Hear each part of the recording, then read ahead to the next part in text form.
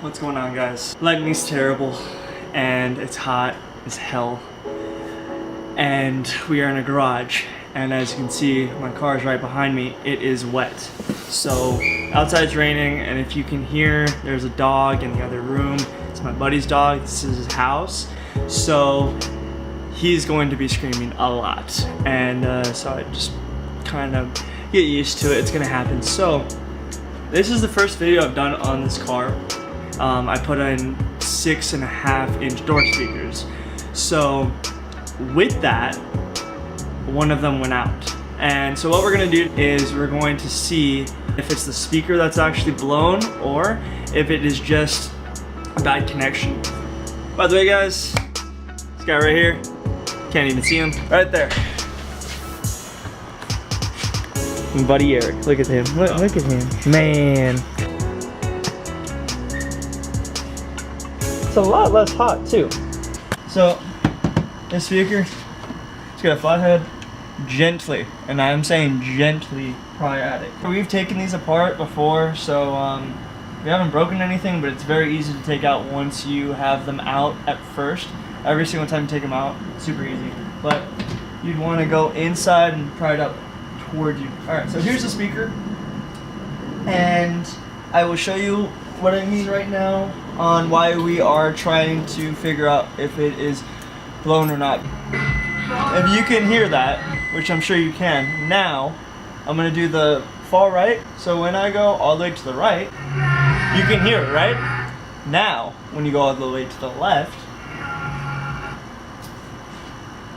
nothing at all. So what really should happen is this speaker should be isolated from the rest of the car. I'm not really sure what it's going to be, but we're going to dive into it right now. We're going to see if it's a bad connection, and if it is, then we're going to see if we can backtrack it to where it's getting voltage and where it's basically stopping, and then hopefully we can fix it, because this tweeter that I actually put in as well, it spliced to that. So this should be working as well. So we decided the best way to do this is to take off this door panel. Easiest way, and there's going to be 2 screws for this model, and it's going to be one in here and one in this drawer right here as well. And then right here is going to be a clip. So we're going to start off by taking the clip out first. If you have the stock one, it's going to be a screw, and then once you unscrew the screw, the clasp is going to be able to fold and just pop it out. These ones are skid plate holders, which came in really handy for this. So you just pop it out and it comes out really easily. And then what you want to do after is take your flathead, get right underneath it, and just pry it out. Super, super, super simple and easy. And there it goes. Don't lose those because they're really easy to lose and break as well. Screw's going to be right here, and then if you look down in there, there's going to be another screw in there as well. So you're going to want to take those out. These are super, super quick and easy with the right tools. So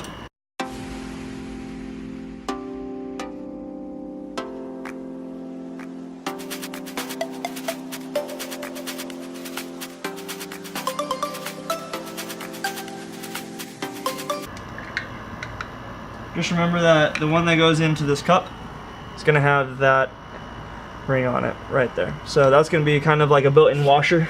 The other one is going to not have that, and it's going to be a little bit bigger. So that is going to be the other one. I think I know what I'm doing. I should know. That should come off first. I know. Don't grab it from there. That's where you glued it. Yeah, you're right. Oh, right. I have to do that. Another thing I forgot to mention, this comes in really handy as well. It's a pick set, and if I can find the right pick I need to use. These are really sharp. Right down there, there is a hook, and I will show you how it looks after I get it out. But what you're going to want to do is there's a little bracket pick into it. There. After trial and error, and something that should have taken a lot shorter of a time. Oh, like, jeez. So this is the little sprocket I was talking about. It hooks in like this, and this wire right here that controls the door, you're gonna have to take this pick and you're gonna have to pry this little sprocket off. When you see it, you'll know. And then obviously, because I have power windows, power doors, take the sensor out as well. This, put it to the side, and now we can take the door off. So far we've used flathead, Phillips head, and a right angled pick on the pick set. So there we go. Cool. There's gonna be one here, one here, one here, and I believe just 3 to 4.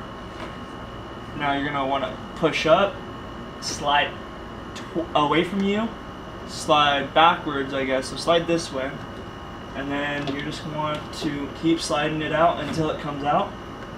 And once it does, you got your door panel off. So I have these door window regulators, and I have an off and on switch. So in the back here, you're gonna see that these are all gonna have to be disconnected. These are kind of messy to get out. So if you do have the pick, I definitely recommend the pick because you can get right into where you need to go. With these connectors, it's super important that you pull from the plastic and not from the wire.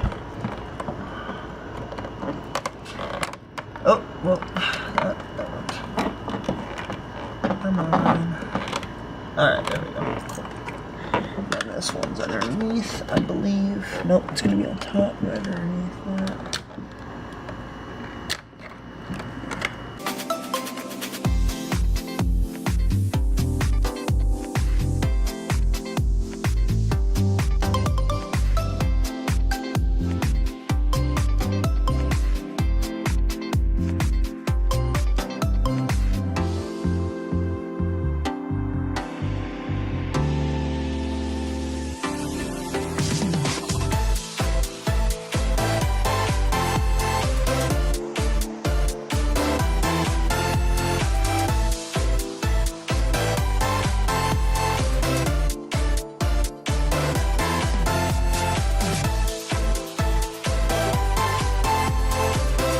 3 hours later. We did last time, but whatever. That's why I have friends. So what are you doing? I'm taking off the power window regulator because apparently we did this last time and it made it 10 times easier. I don't remember that obviously, but apparently we did it. And how many screws is in this? 1. No way. 2. Where's the second? I believe it was on the bottom side. Well, I hope Don't so. remember. I don't see where the bottom screw is. Or was it a screw? It has to be a screw. There we go. We did not take this out. There's no way. There's no way we took this out. Fun fact, never disconnect your battery because you want constant power flowing through these.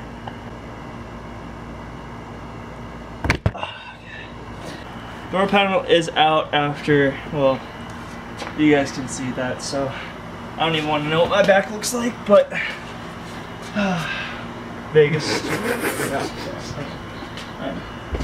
Just yeah, Vegas. Yeah. 2 different tan lines.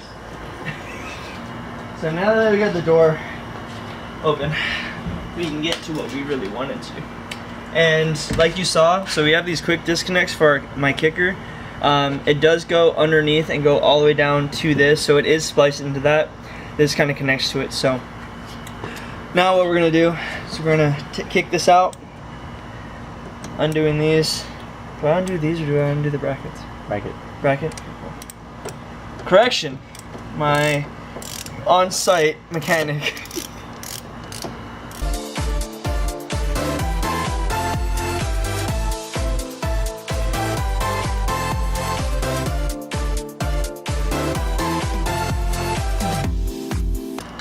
Bolts are out. bracket's coming off, and has some water on it. That's what it was. You see that right there? That's what it was. Holy, what the hell? Do you see that? What is that going to? Oh. Wait, no, yeah, that. Oh, okay. I don't remember what you did there, so. What I did was I spliced this To the ground. and then spliced this to the Power. yeah. That's going to be very flimsy. Oh, really? Is it? Yeah. Okay, do not. People are gonna say that this is like a Honda owner because everything breaks. It is a Honda owner because everything breaks. Well, we'll make it. And then we use super glue. Well, we can solder it, but I'm not trying to take And this then thing we off. use super glue. I'm not trying to take this thing off. So, we found what the problem is, which is awesome because now I know that it's not a blown speaker because these things should not have blown, but the power has gone off. So, what we're going to do next is we're going to connect it. So, as you can see in there, okay, there is a power and then there's a ground. Power usually has a... Power's usually the big one.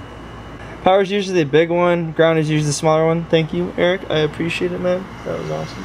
Thank you for the tip. So, power. It's gonna go into power. As you can see in there, the ground is kind of flopping around. So we're gonna put the ground on first because it's gonna be way easier, and then put the power on later.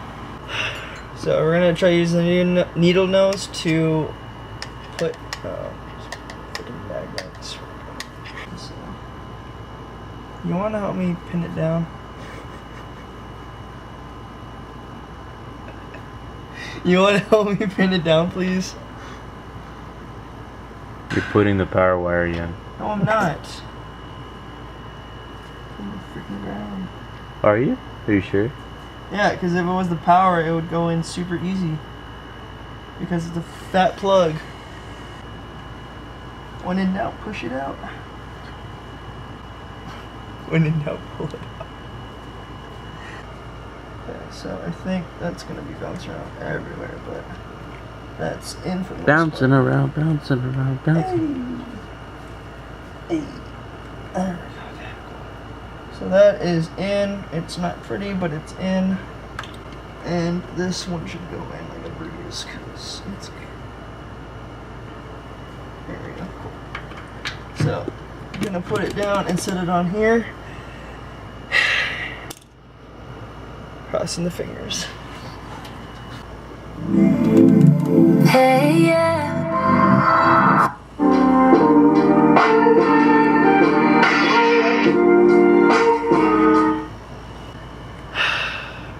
Gotcha. We got it done. Figured out what was wrong. The kicker was not bad. The connection was though, and we spliced the wire in, got everything back connected. I will in the future probably go get some kind of solder or get some super glue. I know it's kind of not the best thing to do, but I just don't want it to be bouncing around in there. If it is, basically what will happen is the wires will fly out like they did just now when we took it apart. Keep them all loose until you get all of them in somewhat, and obviously you want to be in the most uncomfortable position because that's probably the best way to work on your car. I did abs today too. Alright, so since this one's pretty much all the way in, I'm gonna go ahead and tighten all the way up, all the way around, again diagonally. So if you're gonna do bottom left, do top right, and then after that you have an option of going down here or going up here. I'm gonna go up right next to it, and then I'm gonna finish off here.